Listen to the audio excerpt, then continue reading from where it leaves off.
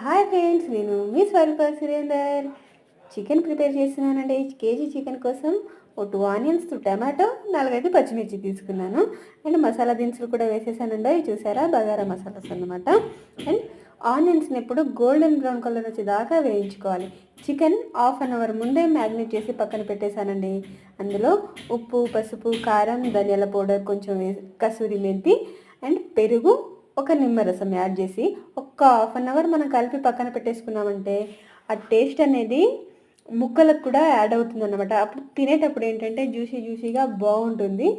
So మీరు కూడా ఇలాగే చేస్తారు. అంత టైం లేదు హాఫ్ అన్ అవర్ అని అనుకుంటే జస్ట్ ఒక 10 మినిట్స్ అయినా పర్లేదండి. ఒక 10 మినిట్స్ కలిపి పక్కన పెట్టుకుని, పక్కన అంటే ఫ్రిడ్జ్లో యాడ్ పెట్టండి, అప్పుడు బాగుంటుంది అనమాట. అందులో టమాటా కూడా లాస్ట్లో యాడ్ చేసేసాను. టమాటా అసలు వాటర్ వేయాల్సిన అవసరం లేదు, చూసారా, అందులోనే మగ్గిపోయింది. కొత్తిమీర, గరం మసాలాస్ అన్నీ యాడ్ చేసుకున్నాను. ఆఫీస్లో అన్నయ్య వాళ్ళు అడిగారన్నమాట, అందుకే కారం కొంచెం దిట్టంగా వేసాను. అంటే వాళ్ళు తినేవాళ్ళు ఉన్నారు, తింటారు కదా.